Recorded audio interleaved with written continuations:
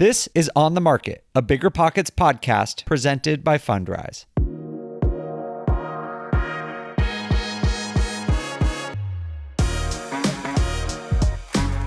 Welcome everyone to On the Market. In this episode, we're going to be exploring headlines through a game called News or Noise. Then we'll be talking about how to pick a great market to invest in, and our panel of experts are going to bring their favorite markets in the US, and we're going to bring in your help to vote on the best investing market in America.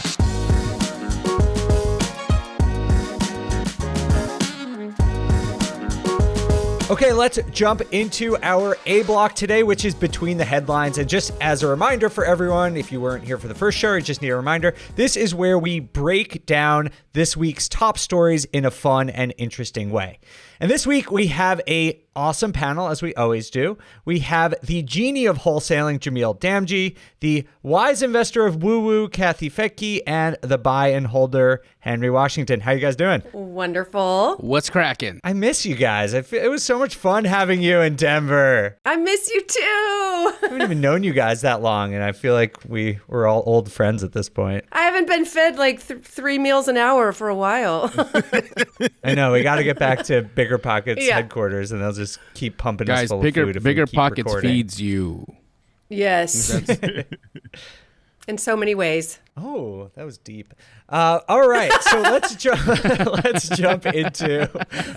into this week's game. We're going to play a game called News or Noise. It's pretty simple. I am going to read you some headlines, some background information. You tell me if this information is news or if it's noise.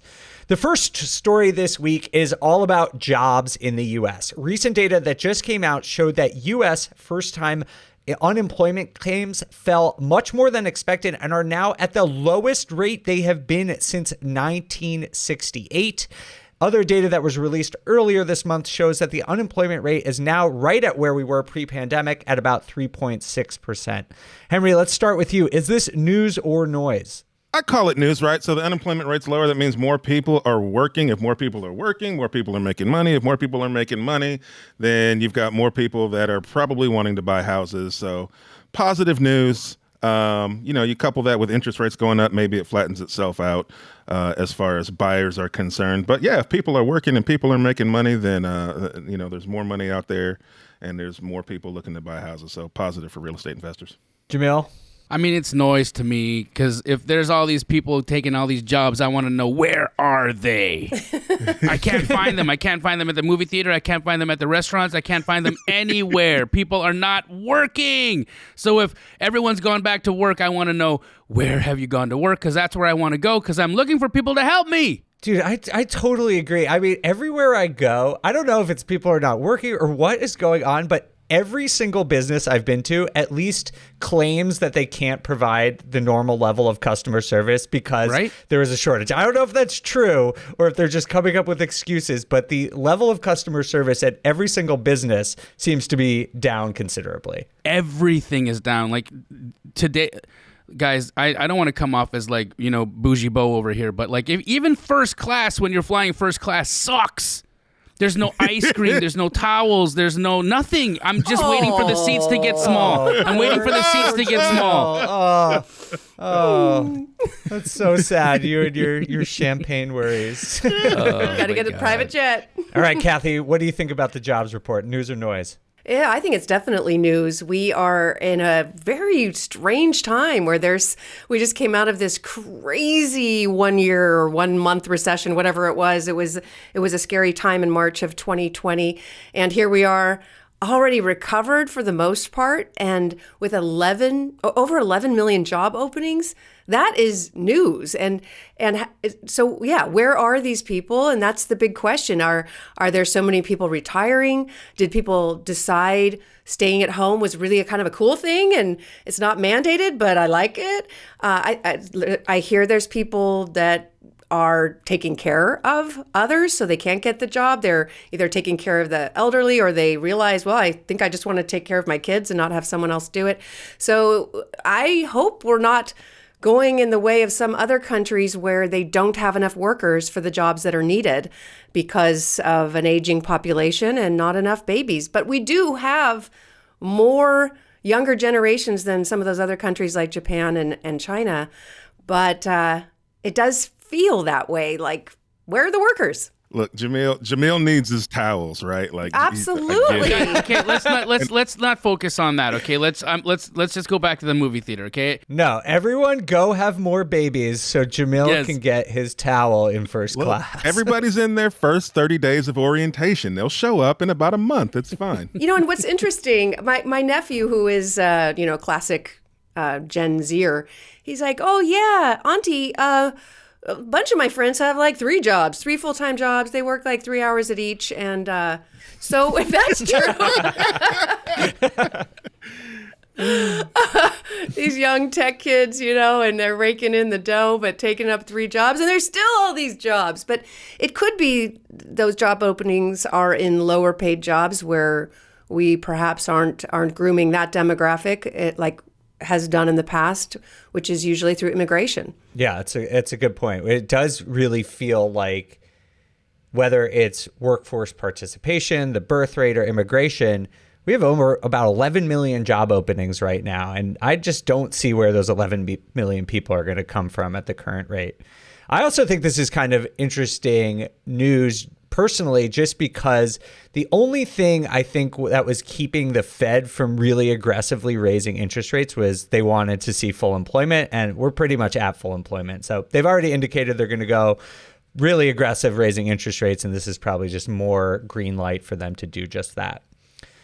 For our second story, Redfin has released some data that they are starting to see early signs of the housing market slowing down. And this is not being reflected in prices, certainly, but they have some internal metrics that show that homebuyer demand is actually starting to scale back. They're seeing less online searches, and applications for mortgages are down over this period last year. Kathy, is this news or noise? Again, I would say it's news this is a shock to the system. It's sticker shock to people who were really spoiled over the past couple of years, and a large demographic who's just looking into their first time home, and things were affordable at a 2-3% interest rate. Now, as it's gone up, it's terrifying those younger people that maybe just don't know that it's still low. These are still really good rates, but it does affect affordability for a lot of people. So yeah, it's news. We are in a changing market. We're in a changing market. It's still a good market. You just have to look at things a little bit differently. Henry, what do you think? Look, is it news? I mean, enough said. Meh. Yeah. It's totally know what you mean. It's technically news, right? But when you look at the perspective of homes and rents, right? Rents are also increasing dramatically, and so these people that aren't buying homes or not buying as many homes right now have to live somewhere. And I think what you're going to start to see is that rent increases haven't caught up yet. There are still landlords that haven't raised their rents to these new market rates. And so as those leases come due and they start raising those rents, people are still going to do the math and say, well, I can rent this for $2,000 a month, or I can have a mortgage payment of $1,900 a month. And even though that $1,900 is more than the $1,700 I would have got 3 or 4 months ago, it's still better than paying this new rent. And so I think, man, and there's still so much demand. There's still more demand than supply. And so, yeah, I mean, it's news. It's slowed down a little bit, but once rents catch up and all these people show up to work that we just talked about, then I think you're still going to have a bunch of buyers out there. Jamil, what do you got? I mean, I right now I think it's news. I'm noticing just in our flipping business, typically when we would put a property on the MLS, we'd have showings immediately, we'd have offers immediately, and that has actually slowed down. So in the last week or so that we've put on 4 new flips, it's been tremendously slower than it was weeks prior. And so it makes sense to me. If Redfin, a technology company whose algorithm and whose data people are actually looking at, how many people are searching, how many people are looking, what are they looking for, and if they're seeing that that's tremendously down, or if that's taking a downtick, then that tells us something, right? And I like reading the writing on the wall, especially from technology companies that are tracking this kind of information, because it kind of gives us a glimpse into what's coming around the corner. So I think it's news. I'm actually paying attention to it. We're going to be pricing our flips more aggressively because I hate days on market. So I think it's news to me. I mean, Dave, it's like if the Fed says that they want to slow down the economy, they're probably going to do that. That is the biggest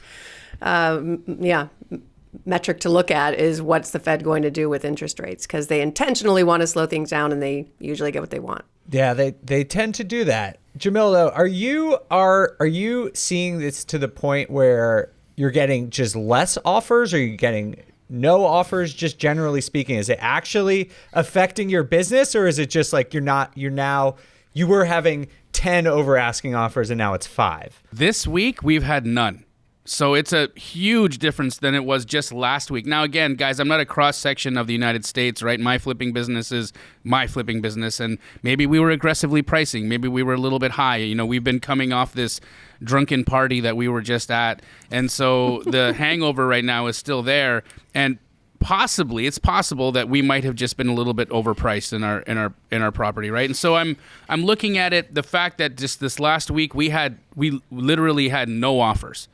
And that would never happen. Our flips are gorgeous, right? We would always get at least showings, people talking to us, agents saying, hey, I think you might be a little overpriced. Whatever that is, it's been silent, radio silent. So something's happening. I sense it. Yeah, definitely market specific for sure. I'm in a much smaller market, much lower price point, and so much more quote unquote affordable if you look at a national perspective. And I've seen a downtick in offers, but a small downtick. Instead of 9 offers, I'll get 7 or 5 or something like that. But they're all still really competitive offers. All right. Well, that's a good segue to our last story this week, which is that the Dallas Fed came out and said that they are worried that the housing market is in a housing bubble. They came out and said that the behavior of people in the housing market is unhinged from fundamentals and abnormal for the first time since the boom of the early 2000s. Jamil, I can see the anger on your face just building up right now. Is this news or noise? I mean, this is noise, okay? Like, what the hell are they doing? You don't, the Dallas Fed, okay? The fact that it's like the Dallas Fed, okay? Guys, quit shooting your guns in the air and let's pay attention to what's happening in the world, all right? Like honestly, calling a housing market unhinged? Sorry, unhinged.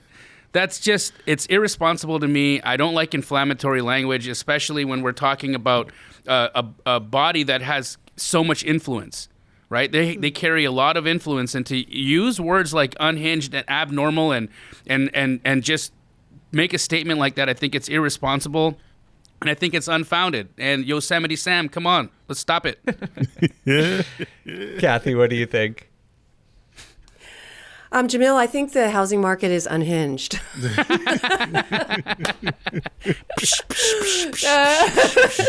No, I really do. It's an incredibly unhealthy housing market. It has. We just look at certain areas like Phoenix. What rents went up? How much? It's like 30 or 30, 40, 40%. 30%. In Boise, in Austin, home prices went up 50%. That's not healthy. That's not good. Now, as investors, sure, who doesn't want to make a lot of money?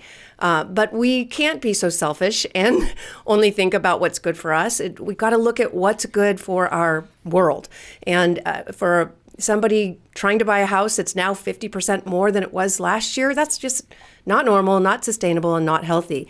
And that's why the Fed, I think, maybe has woken up and said, oh, maybe we were giving out a little too much free money. Maybe we're making this a little too easy at a time when it really wasn't needed. The Fed is supposed to come in when there's a horrible recession. And of course there was in COVID, but it was a forced recession, right? People weren't allowed to work. It was a pretty strong economy before that. So obviously when people weren't allowed to work, they needed to do something. But they kept that going way too long and things got out of control. If there had been a way just to raise interest rates just for mortgages, and I know the Fed doesn't really control that, maybe that would have kept things more in line with a steady growth. But yeah, we've got a situation where, or if there was a way for more money to go just to new construction and make that easier. But at all at once, it became super affordable with low interest rates to buy housing at a time when there wasn't enough supply and it was really hard to bring on new supply. And then you have this massive millennial generation right at the peak home buying age, with the largest group of millennials. So it all came together at a time that, again, it was great if you already owned real estate. For those who do, you just made a ton of money. But for those trying to get in or trying to rent, it's going to be really difficult. It's hard on families, and that's just not healthy. So I would say, yeah, there's a bubble. The question is, will it pop? I do believe there's a bubble, but I don't think it's going to pop. Kind of a weird situation.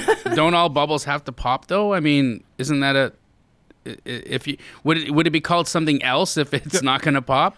Wow, I've never defined a bubble before. Thank you. I mean, I think we gotta. It's a spike. Is it a sphere? It's a spike. I don't know. Maybe it's a globe. I don't know. I don't know if we can call it a bubble if it's not going to pop. It's a spike, right? We've talked about this before. Real estate as a whole, when you look over time, is an increasing trend line, right? And just like any stock or trend, right, that's either always going up or always going down, when you zoom in from the macro into the micro, you'll see that is really peaks and valleys. But overall, it's trending up. This is obviously a peak, right? And so will it come down at some point? Yeah, probably, right? But right now, all the indicators are saying that things aren't really coming down, right? So in my take, this is noise, right? Like you're still going to be able to. You still got people who need to buy homes, who want to buy homes, and who are figuring out ways to buying homes. And this isn't like 2008 with subprime lending, right? A lot of these homes that are going over asking price are not the lenders giving them more money. It's their appraisals coming back under value, and they're just saying, yeah, well, I'll throw the extra $50K at this house, right, so that I can get in there. It's the buyers that are throwing the extra money, and so the buyers are saying, yeah, the appraisal's this, but this house is worth more than that to me, so that I can own a home. It's a different reason for people overpaying for homes. The people in the market are dictating what they're saying the home is worth to them. And that is essentially what makes home prices go up, right? Because now we comp the rest of the homes based on what they're selling for once we get closed sales. So, yeah, man, to me, it's noise. People are still figuring out ways to buy homes. Is it harder for some people to buy homes than it was a year or two ago? Absolutely, right? But there's still always been a subset of people who are just on the cusp of being able to buy. That subset's just a little larger right now. And when tides change and the economy shifts a little bit, then it'll be a little easier. It's the way real estate has always gone. That's a great point. I think that the terminology here really matters, because it seems that people who look at the housing market and say, this is insane, it is unhinged, it is a bubble. And some people do genuinely believe that, but I think it's important to separate the idea of a bubble, which, as Jamil and Kathy were just talking about, has to pop. Or is it just a super unhealthy housing market? Because that's sort of how I see it. I don't necessarily think it's going to pop and we're going to see a 20% decrease in home prices. But I do think what is going on right now is abnormal and is probably not good for anyone. It's not good for the housing market. It's not good for home buyers. It's not good for investors. This is not a sustainable thing. And personally, I think we'll see housing prices go down in the next few years at some point, but not to pre-pandemic levels. Like, I don't think this is going to pop in that sort of way. I think we'll see it go down 5%, maybe 10% at the very most. And in my mind, that's not a bubble. That is a normal economic cycle where asset prices do go down. But that's just me. Kathy, what do you think about that? When you think it's a bubble and it's unhinged, do you think we're going to see like a huge retraction in prices at some point? Well, I just want to say to Jamil, you must not have been very good at chewing gum, like bubble gum, where you get really good at practicing blowing bubbles that don't pop, right? No, I do think that this is inflated, but I think it will, depending on what the Fed does. Hey, it all comes down to what the Fed does. If interest rates go up a lot this year, then it could be different than if they just do a slow raise of rates. And now they're talking about being more aggressive. So to me, it all comes down to the flow of money and the cost of money. And that's a gift. It's a gift from the Federal Reserve. I don't think too many of us could just go out and buy a house with all cash. Some can, most people can't. So it all depends on your access to money and the flow of money, and the Fed controls that, the central bank. So if the central bank said today, hey, we're just going to stop altogether, no more money for anybody, you'd see a lot of problems. And they're obviously not going to do that, but they're going to raise the cost of money, and they're tapering how much is out there. So they're pulling money out of the market and they're raising the cost. Will they do it right? We don't know. So there's just a lot of unknowns. That's why for me, in my investing strategy, I'm going to stay in less bubblicious markets. I'm going to be, like if I bought something in Austin or Boise, I might consider selling it today and 1031ing into a area that isn't so out of control. And that's why we choose, and we're going to be talking about those markets, but that's why still our strategy hasn't changed. I'm always looking for markets where the average person can afford the average rent or property. I don't want to be in an unbalanced market. Now, if I got into a market that becomes unbalanced, I might just take my money and run and go to another market where it's more stable. So that for me, and we'll talk about that later, how you find those markets. All right, great. Well, Kathy, professional newscaster over here, putting in a perfect segue into our next segment, where we are going to be talking about the 2022 housing market and how to pick a housing market. And we are going to start the process of anointing the best housing market in the country in 2022. We'll be right back after this.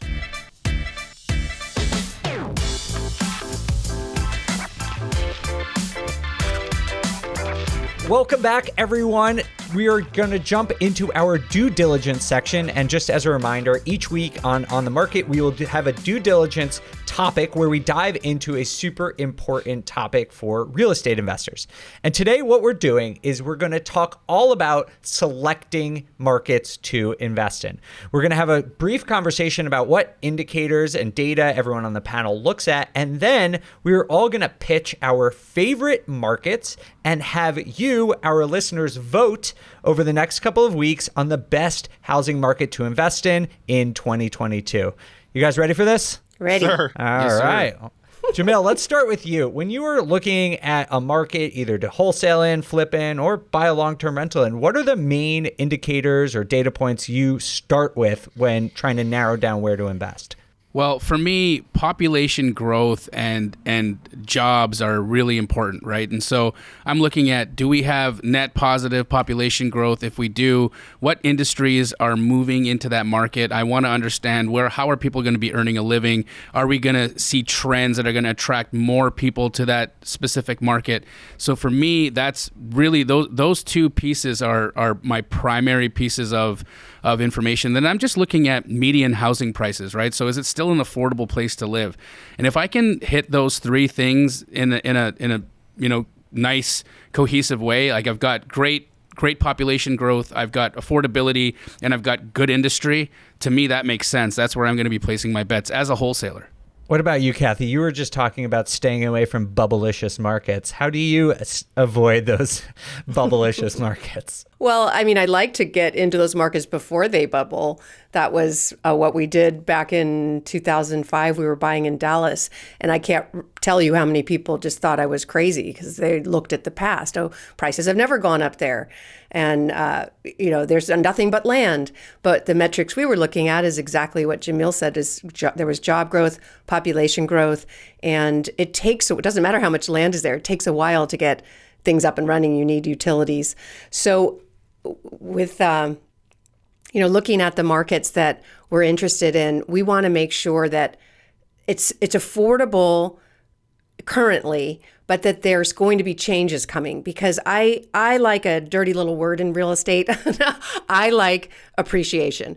And I know most people say, just look at cash flow, but I'm from California and that's all we know is appreciation. So I still want to find it, but I want to at least have all the expenses covered with some cash flow left over, but mostly expenses covered. So we want to see an area that's been historically pretty linear, stable, affordable, but something's about to change in that market. There's a big employer coming, or a lot of job growth, or in this case, we've got migration patterns that are really changing things, where people from high price markets are going to other markets that are extremely affordable to them. So those are the main things. I like everything Jamil said. I actually think he might have copied my preparation for this. No, Kathy, I was channeling you, because I was thinking, hey, Californians make California into the rest of America. You guys just want to just make everywhere California. So I get it. I understand it. Yeah, and then we go somewhere else, and we're like, yes. Oh, this place needs to be more like California. Yeah. How do we make this place more like California? It's true. And, so many, well, I mean, honestly, a lot of people are saying, get me the heck out of California. That's what we're seeing. And some of these areas where people kind of had to live because that was where their job was, job centers like New York and LA and San Francisco. And so you're kind of forced to live in a very expensive place that, was maybe just a room, just a studio and not much for you. And now that is shifting. That is shifting thanks to technology, and that's not changing. Technology is going to make it easier and easier for people to live anywhere and not have to be crowded into an inner city, into a big city. So again, that's what we look for, is what's happening. And so in addition to everything Jamil said, I love to see population growth and job growth, but that's kind of like, once you see those metrics, you might have already missed it. So getting before that is finding out where the infrastructure is changing. Again, when we decided to invest in Dallas, oh my gosh, almost 20 years ago, what we saw was massive construction of infrastructure. There were new freeways going in, new headquarters going in, new hospitals, new schools. That tells you something. That's preparing for population growth. So you get there before everybody else. Henry, what about you? I know you're mostly focused in your own local market, but are you looking at new markets? And even within your own local market, how do you try and identify neighborhoods or specific areas of the state that you're particularly interested in? Yeah, so it's similar to what Kathy said, and also that's how you know Kathy's got all the money, because she's like, I just want appreciation. Who needs cash flow? I got cash flow. Just give me all that appreciation. That's a good boat to be in. I like that. Cash flow's so boring. Money every month. Just cash give me. flow's so middle class. Ew. You need both. You need both. Appreciation. Jamil wants first class. It's cool. I'm just over here in Arkansas buying $50,000. I want wet towels. Yeah. Right. Yeah. Oh boy. Look, I look for similar things in market growth. So am I actively looking outside of my market? Kind of yes, kind of no. So I have started to buy about an hour or 45 minutes away in Southwest Missouri, right? And the reason I'm doing that is because my market that I'm in now is starting to get more popular for reasons that we'll talk about later. And I'm just trying to be strategic. And so what I looked for is, what are some areas in a short driving distance that I feel like have strong enough jobs and industry that it's still going to demand that people need and want to live there. But it might not be as cool or sexy as some of the markets around it. Because what happens is, it's like the Austin, Texas effect, right? Like before it was cool, people were buying in Austin. And then as it started to get more cool, the buying starts to spread. Like the town gets bigger. People are willing to buy a little further out. And so I just started looking at, where is a market that's close, not as cool or sexy, right? But that has the solid fundamentals, the jobs, right? Steady population It doesn't have to be massive growth. As long as it's steady and the jobs are jobs that aren't going anywhere. So I love what they said about what Kathy and Jamil said about looking at jobs in industry. What I like to look for is, yes, what jobs or what industry is there, and then what types of industry is it? Because I really like industry that is definitely not going anywhere or growing. So like if you've got tech companies, that's amazing, right? Because then your workforce moving in is going to be younger. And we all know that technology is it's not going, it's just improving, right? And so I also like healthcare, right? And I like the mix of both. So I like biotech, right? Where you get a mix of the technology and the healthcare. And so I'm looking at, yes, does it have jobs, but does it have jobs that are on the rise? Whereas like if the economy is built around, manufacturing or blue collar, right? Some of that stuff is starting to taper down. And so I just kind of pay attention to what that is. And then I like to look at what everybody else is doing and where everybody else is investing and then not do that. Right. Contrarian. And it's like that with most things in life. If there's something that you want to be good at, if there's something that you want to be exceptional at, look at everybody else that's doing it and then find the niche that's what they are not doing, right? And so for me, I'm looking at markets that meet all these criteria, but that are also places that people say they don't like, right? Because if they have all of these factors, it has all the formula is perfect for making money. It's just not sexy, right? And so people don't want to buy there, not because that the numbers don't make sense, but that it's just not sexy. So I like to look for that not sexy factor with all of the right metrics as well. Henry, where do you find this data? Is there any one source, or could people listening to this follow in your footsteps and look for that type of information? Yeah, I absolutely use this super ninja tool, the internet and Google. Tell me more. No, but in all seriousness, it just takes a little legwork, right? And we can't trust every internet source that we find. But when you look at, so when I'm doing research, I'm typically looking at 3 or 4, different articles speaking about the same thing, right? And then I figure the truth is somewhere in the middle. And then if you take that and you couple it with a trusted source, right, you can pretty easily get on BiggerPockets, right, and hop in the forums and do some searches and find out, similar things that actual investors in the market are saying, or connect with somebody who's in that market that can verify some of this stuff. I think what happens is people just want to type it in Google, get an answer, and be like, perfect, this is the word, and now I'm going to go throw hundreds of thousands of dollars at this market based on this. Like, just do a little bit of extra research, right? If you can't find a viable source, or if you don't trust the source that you're reading, BiggerPockets is a huge resource to find actual people doing deals in every market in the country. Just take the extra step to connect with somebody and try to verify some of your statistics, or spend a couple $100s on a plane ticket and go.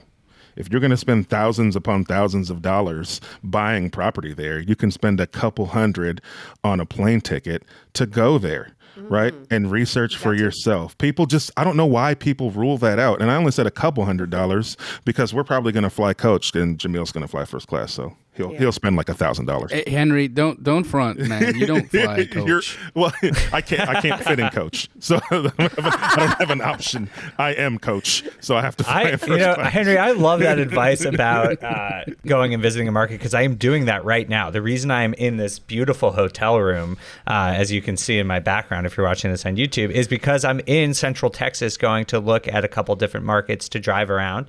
And I flew here and there were no towels and there was no ice cream. And it was very disappointing because I was in the last row of the plane in the middle seat, crunched between two people. And it was not very enjoyable, but very worth the money to come here and see this for myself. I'm the guy you get stuck next to in coach. We'd have a great time. All right, before we go into our pitch, where I want to hear what you guys think are the best markets in the country, Jamil or Kathy, do you guys have any other thoughts on where our listeners can find good data or any tips on doing research on good markets? I like the data that Redfin's releasing. I mean, I think that they're paying a lot of attention to what's going on. I've been reading the Wall Street Journal as well. That's been, for me, my two main sources of information. What about you, Kathy? We used to use city data a lot, and that seems like they've changed their metrics, which is kind of a bummer because it would show you, unless I'm just using it wrong, but it would show you, changes in wages and crime rates. But traditionally, for me, it has been calling. Well, first of all, we have a big network, and I had a podcast, one of the first ones, so I would get a lot of feedback just from people, boots on the street, what people are doing. And then I would jump on a plane and go meet with the planning commission and go to the chamber and just find out what's going on. And then another source is property managers. That was in the beginning, and still, I want to know what they know. They know who's calling, where they're coming from, what their jobs are. And it was always, when I went to a city, I would meet with 10 property managers to find out. And they would show me maps and they'd say, yeah, we're getting calls from here. I don't know why. And then I'd look into it. Oh, there's like this big job, company moving in there or whatever. It's an amazing tip. Property managers are a huge source of, like, an underrated source of information. And I think another underrated source of information are title companies. They're doing all of the closings. Yes. For all of the things that are happening. Really good tips. I'll also say, just as a reminder, if you didn't listen to the first episode, we did give away a ton of great data in our first ever data drop. You can go to biggerpockets.com/data drop and check that out if you want to get more rent data. We have a lot of that on BiggerPockets. I also highly recommend the Fred website. I don't know if you guys ever use that, but it's the Federal Reserve Bank of St. Louis. And they aggregate a lot of government data like unemployment rates or what Henry was talking about, looking what industries are growing and where jobs are. They have a lot of that kind of data. It's all entirely free that you can get that there for yourself. Okay, so now that we have talked about what you guys look for in a market, I want to hear your best 2 markets in the US right now. I was very inspired by watching some March Madness over the last couple of weeks, and we're not going to do a 64 city tournament. I think that's a little too much.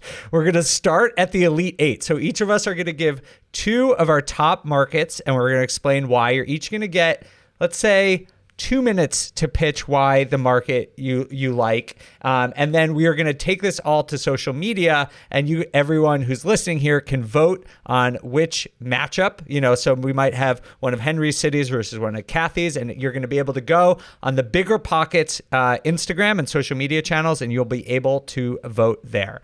So, Henry, let's start with you.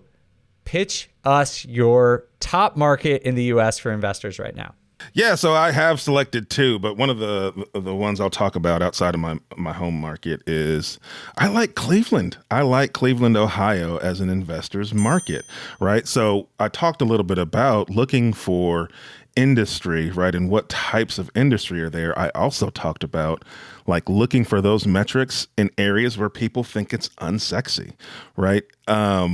If it's a sexy part of the world and it has all these metrics, most everybody's seen it, right? But sometimes just the fact that it's a cold place or a place that like has sports curses, like Cleveland, like people just kind of tune out to how amazing of an investment market it can be. And so the things I love about Cleveland, right? What I look for in a market is like, I want to grow and scale my portfolio. It's easier to grow and scale your portfolio when your median home price is on the lower end of the national scale. So in Cleveland, you're at $115,000 right now for a median home price, right? And it's the 34th largest metropolitan area in the U.S., but you're still at about $115,000 as a median home price. That's amazing. But if you look at the average rents are at $1,000, $1,050 a month. That's insane, man. That's really, really good cash on cash return if you can buy the right house, right? And so with it being such a large metropolitan area, you start to look at the jobs. What are the jobs? What's keeping people there? You look at technology, right? So they're big in biotech. They're big in fuel cell research. They've got a NASA research center. They've got the Cleveland Clinic. Like healthcare's massive there. Tons of hospitals, tons of schools, right? This is industry that's not going anywhere, right? So you're always going to have jobs. You've got a huge traveling nurse population. That's great for short-term rentals. And then you've got your home values are increasing. They're up 23%, but your price to enter is still fairly low. And so that number isn't too intimidating. And then 50% of the population rents. 50% rents. So it just seems like a great market if you're a new real estate investor, right? Where you want to buy something where you feel like you're not priced out of that market, but you want your money to be safe because you feel like people are going to continue to live and work and travel to that area. Then I think what a great market to get started in. All right. I like it. And probably one of the cities in the few cities in the US where you can actually find deals that meet the 1% rule on the MLS. I mean, there's probably a handful in the whole country, but Cleveland is definitely one of them. All right, Kathy, what is one of your two markets that you want to pitch to us? You got 2 minutes on the clock. I'm going to see if you can guess, okay? All right, this city, Ooh, this is fun. past San Francisco, is the 15th largest. Redfin Data's migration tool shows that New York, DC, LA, and Chicago metros are searching the most to migrate to this area. It has high-paying financial jobs, and job growth is expected to be 45% over the next 10 years. Very landlord-friendly and affordable, relatively speaking, especially for people looking from New York and DC and so forth. Around $350,000 for a new home, with prices going up 26% last year. Rent growth has been around 10%, so not as massive as other areas, but that tells me there might be still some room for growth there. And a metro of 2.2. I'm going to give you some more. You're definitely going to figure it out, so I'm not going to tell that. Any guesses? I feel like it's in Florida. Close. All right, this might give it away, but number one, it was voted number one in tech by some, they all have different voting, but this was CompTIA. So tech, this is going to give it away though. NASCAR. Charlotte. The amount of financial jobs, like you said, is unbelievable. There's just so many big banks, insurance companies there, a lot of high-paying jobs, and the whole state just seems to be on fire right now. You can't say on fire to it a Californian because that just scares us. Triggered. But I'm sorry. It's not on fire. It's like a mudslide there. I mean, gosh, what do you Oh, it's like high tax. I mean, no. I'm from California. I can make these jokes. That was just a tsunami of distaste. Well, I'm going to go full sex and bubblegum here because for me, as a wholesaler, I'm looking for flipping activity. I'm looking for appreciation. I'm looking for population growth. I'm looking for strong jobs. I'm looking for a lot of Californians moving there because, again, for what we do as wholesalers, we're typically looking for opportunity for fix and flip activity. And so my number one pick, and the reason for it is because population growth, 2.79%.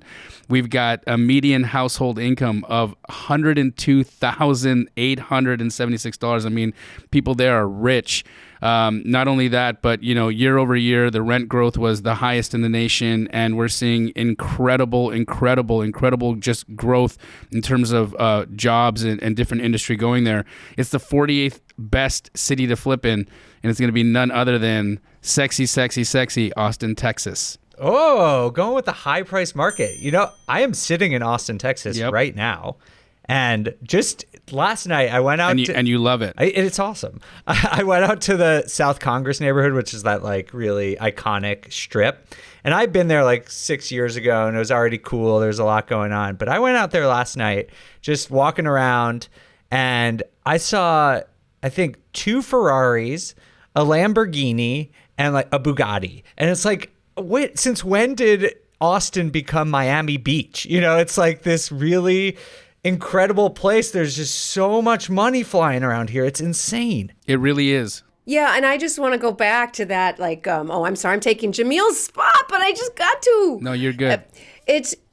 It's one of those places when we talked about cash flow versus appreciation. I didn't invest there 20 years ago like a dummy because it didn't have as good a cash flow as Dallas. I mean, Dallas was still great, but I knew what was happening in Austin, and I knew that I'm from the San Francisco Bay Area, and I knew that the tech industry was moving there, but it still was like, I can get better elsewhere. But and again, if I had just put on my appreciation thinking cap, then I would have just bought and been okay with break even. The thing about it is, Kathy, I know how Californians want to make California everywhere, and I think Austin is becoming California faster than anywhere else. Sorry. And so if we're looking at massive appreciation, sex and bubblegum, right? That's what it is. And so I think Austin has a way to go still. And I think that it's attracting a lot of liquidity, a lot of activity. So I'm really bullish on it. I'm not saying for the long term. I'm saying for the next year, that's where we're paying a lot of attention. Yeah, and the slogan is keep Austin weird, right? So it's like California's going to totally help you with that. Correct. Yeah, that's why we called you the wise woo-woo investor, Kathy. Thank you. All right, so for my first one, I am going to Florida. It is a market that saw 28% year-over-year growth and 30% year-over-year rent growth, and that is none other than Tampa, Florida. I've been saying this for a while. I think Tampa is going to be the fastest growing market for 2022. And one of the things I really like about Tampa is that although the rent to price ratio in the city is about 0.6, and I'm rounding there, you still can find some decently cash flowing deals in Tampa. And I think that there's huge appreciation prospects because you're seeing tech companies move in. There's a huge healthcare presence. Henry was talking a lot about this, but Pfizer just brought in a new office there. Johnson & Johnson, Bristol Myers Squibb have good ones. And there's something to say about good weather. Like, people love the beach and they want to be close to good amenities. I think that's why we're seeing Florida blow up so right now. And I'll just add two other things that I really like about Tampa. One, people seem to love the no income tax states right now. That's Florida, Texas, Washington also, but Florida and Texas, you see a lot of companies moving there for this reason. And I think that's going to help Tampa. And one thing, as a data guy, I don't know how to quantify this, that I also really like is like this idea of having a geographic boundary in a city. Like, everyone wants to get close to the water, but you can't make more beachfront. And so those prices, the things that are close to the water and those amenities, are likely to go up. You see this in cities like Manhattan. It's a tiny island, so everything goes up. But if you see in the Midwest where things can grow out, there's often less appreciation. So that is my first round pick, is Tampa. So just to remind everyone, first round picks, we've got Henry with Cleveland, we have Jamil with Austin, Kathy with Charlotte, and me with Tampa.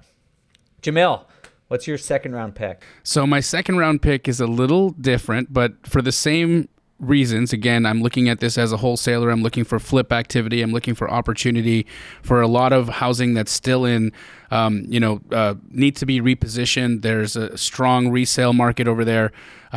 Population growth in this market was 1.3%. We've got a population of 2.9 million. The median household income of $72,882. Big tech coming into this place. And it's also the home of the BiggerPockets headquarters. And how could you not place a bet there? Right. How could you not place a bet there? My second market, and I think that there's a great opportunity here. It's going to be Denver, Colorado. Nah, just forget about Denver. Just don't even worry about it. And the food. I know you don't want me to say Denver, Dave, but I know you don't want me to say Denver because you don't want people to come to Denver. It's selfish. No, it's a great market. Obviously, it's a great market. All right, Henry, what's your second pick? So this was easy for me, right? Because I live here. I had to go home. Right, I live in Northwest Arkansas, and so I'm labeling it. Well, I'm not labeling it. It's called Northwest Arkansas. It's a smattering of like 4 small cities right on top of each other, right? And so the area itself is fairly small compared to the markets we've been talking about. We've got a population of about 546,000, right? But what people, again, I like the unsexy. People don't see Arkansas as a sexy market, but you can have sexy in an unsexy city. I'm telling you, this place is, it houses very large recession-proof companies. And what comes with that are high-paying jobs. It is the headquarters of Walmart. one of the largest employers in the world, right? And so their corporate offices are here. So you've got people literally moving here from all over the world, not just the country, but from all over the world. They're moving to Northwest Arkansas. The Waltons, several of them are on the Forbes list. There's a ton of money in that family, and their Walton Foundation pours that money into this community. And so it's kind of like Austin, Texas before Austin, Texas was cool, right? And so what also plays into that is we have a huge outdoor industry. It's the mountain biking capital of the world, right? People love to come here and camp and fish and ride the trails and go hiking, right? And so for people in the know in those industries, they know that Northwest Arkansas is a great travel destination, but most of the country doesn't realize that. Most of the country doesn't know that not only is Walmart one of the largest employers in the world headquartered here, but you also have Tyson Foods, right? Tyson chicken. Everybody's eating some Tyson chicken tender. If you had chicken today, it probably came from a Tyson plant. Like that, they have that industry on lock, right? And so you've got Tyson Foods. They own Hillshire Farms and a bunch of other brands, right? And so they're a massive, massive employer, and they're even going to get more important as we start to enter in what they think is going to be this food shortage, right? And so Walmart and Tyson Foods is going to be huge. Another employer that is huge and that is headquartered right here in Northwest Arkansas, J.B. Hunt Transportation. And you might be thinking, like, that kind of sounds familiar. I promise you, go get on the freeway and drive somewhere today and look to your left or your right. You'll see a J.B. Hunt truck, right? Transportation is huge. Walmart sells goods and services at a low price. Tyson Foods sells food. J.B. Hunt moves all that stuff. These companies thrive in a recession. These companies thrive when things are bad, and they thrive when things are good. And so you're always going to have jobs and people moving to live in this area. And it's awesome because it's still Arkansas. So your entry price is low, right? The average cost of a home is around $325,000, which you might think is a lot for Arkansas, but it's gone up a lot in the past year. But you can still find plenty of homes under $200,000, right? It's getting harder now, but you can get those low entries, but you can also get great rents because you've got people who want to move here from all over the world, and they go, well, I don't want to live in Arkansas, and so they rent, right? And so you get great rents. You get great rents from people with great jobs. You got low entry prices, and you got the University of Arkansas kind of rounding it all out down there. So it's a great, great market. You forgot one thing. Crystals. Crystals. You can go crystal hunting. You know what? You're like the third person that's talked about that recently. Yes. I want to go there. You can't call it hunting when the crystals don't run away. That's fair enough. Oh. Digging. I don't know. Okay. I'm coming out. I'm going crystal shopping. Because you better believe I'm coming to Malibu. All right, Kathy, what's your second market? Well, it's a market that has at least 1 month of summer. And it has an industry that might come back someday. And I have some land there I can sell you. It's in North Dakota. Just kidding. I really do have land there, and I'm so happy to sell it to you.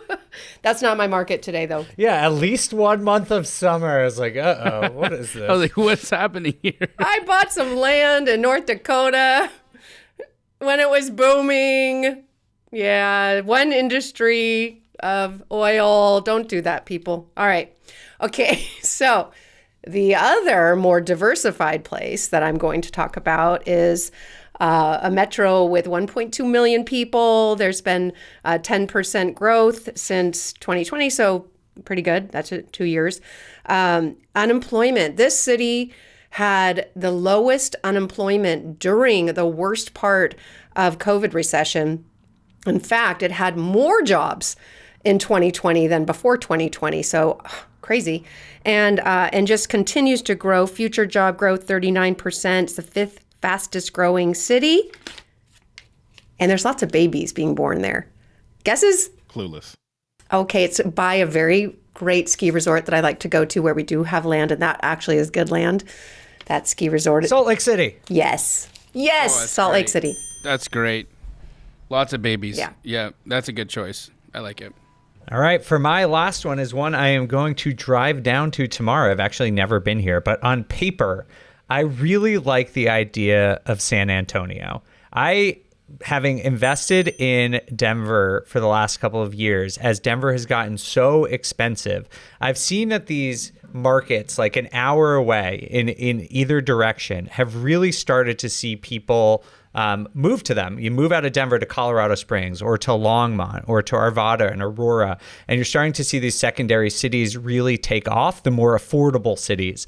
And I think with the expansion of work from home, we're going to start to see that. And as Austin just gets so expensive, San Antonio has a lot to offer, and it's still really affordable. The median home price is only just above $300,000 right now, and rents really haven't caught up yet. So I think a lot of people are ignoring it because you're not seeing great cash flow. But I think, as Kathy was saying, you want to get somewhere a little bit before it starts to pop. And I think San Antonio, it might be a little bit riskier because it's not as developed of a market. It is the 8th biggest city in the country, though. It's a big market. But from an investing perspective, you haven't seen the economic growth that you see in a lot of the other cities that we've talked about so far.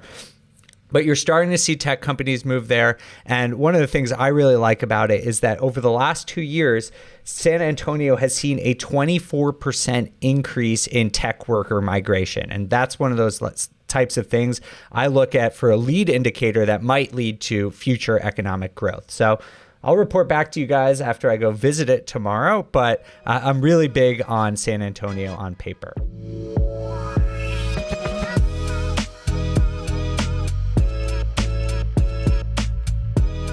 Okay, so that brings us to our last section of today's podcast, which is our crowdsource section, our opportunity to interact with you, all of our listeners. And for today, we want you to vote. We have our March Madness bracket. So we are recording this now, but in the time between us recording this and you listening to this, I'm actually going to seed all of our markets and make an Elite 8 bracket for you. And if you go on the BiggerPockets Instagram, you can go and vote on which market. So we'll pit them against each other. Just as an example, we might have San Antonio against Charlotte, and you can vote, and we were going to carry out the whole bracket until there is one winner, and we'll have a prize for whichever one of our panelists brought the winning market to the table. Do you guys have anything to add before we part ways this week? Always bet on sex and bubblegum. My markets are unsexy, but they'll get you wealthy. I guess my tip would be don't tell all your secrets on BiggerPockets. Oh, so guys, just so you know, Kathy didn't really share. She didn't. No, really I really did. I really did, and now I'm nervous. Well, my advice on top of just please vote for my cities, is to go and look at this research for yourself. Like, there is a lot of free data. You can either download this data on BiggerPockets, or you can go to the Fred or any of the other sources that Henry, Jamil, and Kathy shared today.